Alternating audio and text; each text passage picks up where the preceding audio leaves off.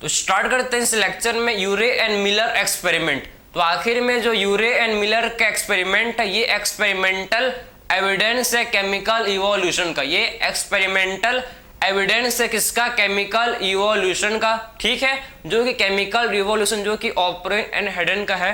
ठीक है, जो थ्योरी है ठीक उसका ये क्या है? ऑपरेन एंड हेडन का जो थ्योरी है उसका ये एक्सपेरिमेंटल एविडेंस है। किसने किया था इसको यूरे एंड मिलर ने किया था। ठीक है, एक्चुअल में इसको मिलर ने किया था, यूरे, हरोल्ड यूरे जो कि आपका एस्ट्रोनॉमर है। ठीक है, यूरे ने बोला था मिलर को करने के लिए, क्योंकि मिलर एक स्टूडेंट था, समझे ना। तो यूरे ने बोला था मिलर को करने के लिए इस एक्सपेरिमेंट को। कौन सा एक्सपेरिमेंट भाई? इन्होंने बोला कि जो केमिकल इवोल्यूशन है, जो ऑपरेन एंड हेडन का थ्योरी है, जो ठीक है ऑपरेन ने जो अपने बुक में बोला है, जो कंडीशन, जो प्रिमिटिव अर्थ का कंडीशन था वही आप सेम कंडीशन को आप क्या करो भाई? लैब के अंदर बनाओ।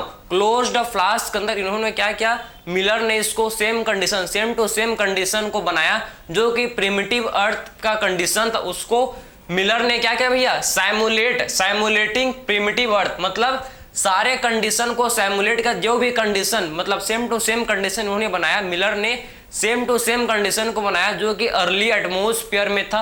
अर्ली एटमॉस्फेयर प्रिमिटिव अर्थ में, आप समझो कि प्रिमिटिव अर्थ में कौन कौन से कंडीशन थे भाई? प्रिमिटिव अर्थ का कंडीशन क्या था आपको समझने? प्रिमिटिव अर्थ में आप समझो कि पहले प्रिमिटिव अर्थ कैसा था? रिड्यूसिंग। ठीक है, प्रिमिटिव अर्थ का आप समझो कि उसका एनवायरनमेंट कैसा था? रिड्यूसिंग एटमॉस्फेयर था। ठीक है, फ्री ऑक्सीजन नहीं थे। प्रिमिटिव अर्थ में आप समझो रिड्यूसिंग एटमॉस्फेयर था, रिड्यूसिंग एटमॉस्फेयर था। ठीक है, समझो कि प्रिमिटिव अर्थ का रिड्यूसिंग एटमॉस्फेयर था, फ्री ऑक्सीजन एब्सेंट थे, फ्री ऑक्सीजन एब्सेंट थे, रिड्यूसिंग एटमॉस्फेयर था। समझ आपको? रिड्यूसिंग एटमॉस्फेयर था, फ्री ऑक्सीजन एब्सेंट थे। ठीक है, और क्या कंडीशन था भाई? प्रिमिटिव अर्थ का कंडीशन आप समझो कि रिड्यूसिंग एटमॉस्फेयर था। ठीक है, रिड्यूसिंग एटमॉस्फेयर था। ठीक है, फ्री ऑक्सीजन एब्सेंट थे। समझे? वॉल्केनिक इरप्शन हो रहे थे भाई, वॉल्केनिक इरप्शन हो रहे थे। समझे? वॉल्केनिक इरप्शन हो रहे थे। ठीक है, रिड्यूसिंग एटमॉस्फेयर, वॉल्केनिक इरप्शन हो रहे थे। ठीक है, इलेक्ट्रिकल डिस्चार्ज, आप समझो कि इलेक्ट्रिक डिस्चार्ज भी हो रहा था। ठीक है, रिड्यूसिंग एटमॉस्फेयर था, वॉल्केनिक इरप्शन हो रहे थे और इलेक्ट्रिक डिस्चार्ज भी हो रहा था। आप समझो क्या हो रहा था भाई? Electric discharge. ठीक, इलेक्ट्रिक डिस्चार्ज हो रहे थे। समझे? Reducing atmosphere, volcanic eruption and electric discharge हो रहे थे। ठीक, इलेक्ट्रिक डिस्चार्ज हो रहा था। ध्यान से सुनो, सारा ये आपका प्रिमिटिव अर्थ का कंडीशन है। ठीक है, ये सारा आपका किसका कंडीशन है? प्रिमिटिव अर्थ का कंडीशन। ठीक है, हाई टेम्परेचर था और क्या था भाई? हाई टेम्परेचर था, हाई टेम्परेचर। ठीक है, हाई टेम्परेचर था। ठीक है, समझ आप? ये हाई टेम्परेचर था। तो ये सारे कंडीशन को मिलर ने क्या किया भैया? एक क्लोज्ड फ्लास्क के अंदर। ठीक है, ये सारे कंडीशन को क्या किया मिलर ने सारे कंडीशन को क्लोज्ड फ्लास्क के अंदर क्रिएट किया, बनाया। ठीक है, कैसे किया? देखो, मिलर ने क्या किया? बॉइलिंग वाटर लिया। इन्होंने सबसे पहले समझो मिलर ने क्या किया भाई? मिलर ने बॉइलिंग वाटर लिया। बॉइलिंग वाटर क्यों लिया? टेम्परेचर। ठीक है, क्योंकि टेम्परेचर को हाई टेम्परेचर करने के लिए उन्होंने बॉइलिंग वाटर लिया, जिससे टेम्परेचर राइज हो जाए भाई, ठीक, बढ़ जाए।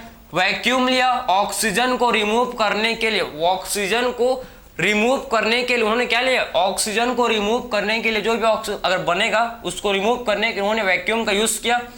यहां पर आप देखो इलेक्ट्रिक डिस्चार्ज, आपके इलेक्ट्रोड्स हैं। ये क्या है भाई? Electrodes, electrodes.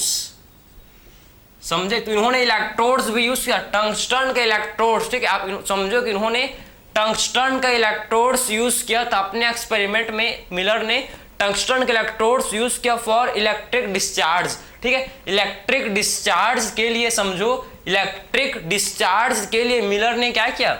इलेक्ट्रिक डिस्चार्ज के लिए मिलर ने इलेक्ट्रोड्स का यूज किया। समझे? तो इलेक्ट्रिक डिस्चार्ज के लिए मिलर ने इलेक्ट्रोड्स का यूज किया। ठीक है, समझे? और इन्होंने और क्या यूज किया? कंडेंसर। या इन्होंने देखो, या इन्होंने कंडेंसर भी इन्होंने यूज किया। ठीक है, समझे? उस समय रेन हो रहा था। ठीक है, रेन, तो कूलिंग के लिए भी क्या इन्होंने कंडेंसर का भी यूज किया, इन्होंने कंडेंसर का भी इन्होंने यूज किया, ठीक है। मतलब लगभग आप देखो इन्होंने और क्या लिया था, H2 ammonia, hydrogen ammonia and methane, ठीक है। इन्होंने उन्होंने और क्या लिया था भाई, मिलर ने क्या लिया था, और समझो इन्होंने हाइड्रोजन अमोनिया एंड मीथेन लिया था। कौन से रेशियो में लिया था, 1:2:1 में इन्होंने इसको लिया था, समझ आपको। मतलब सेम कंडीशन, आप समझो कि जो प्रिमिटिव अर्थ का कंडीशन था, सेम कंडीशन उन्होंने क्लोज्ड फ्लास्क के अंदर करने की कोशिश की, ठीक है। जो प्रिमिटिव अर्थ का कंडीशन था, सेम कंडीशन इन्होंने क्या किया भाई, सेम कंडीशन इन्होंने आप समझो कि सेम कंडीशन इन्होंने कहाँ किया, अपने लैब में इन्होंने मिलर ने सेम कंडीशन बनाया, ठीक है। तो इनको 18 दिन बाद, आफ्टर 18 डेज बाद ये एक्सपेरिमेंट को करने, ठीक है, ये एक्सपेरिमेंट कर रहे हैं, ठीक है। तो ठीक है, आफ्टर 18 डेज के बाद इनको क्या मिला, इनको ऑर्गेनिक मॉलिक्यूल मिला, ठीक। आफ्टर 18 डेज आप देखो कि इनको 18 डेज बाद क्या मिल गया भाई, इनको 18 डेज बाद ऑर्गेनिक मॉलिक्यूल मिल गया, ठीक। इनको आप समझो आफ्टर 18 डेज, ठीक है, आफ्टर 18 डेज आप समझो कि आफ्टर 18 डेज, ठीक है, 18 डेज के बाद इनको क्या मिला भाई, 18 डेज के बाद इनको मिला ऑर्गेनिक मॉलिक्यूल, ठीक है। समझो कि इनको क्या मिला, ऑर्गेनिक मॉलिक्यूल, ठीक है, ऑर्गेनिक मॉलिक्यूल मिला, ठीक है, ऑर्गेनिक मॉलिक्यूल,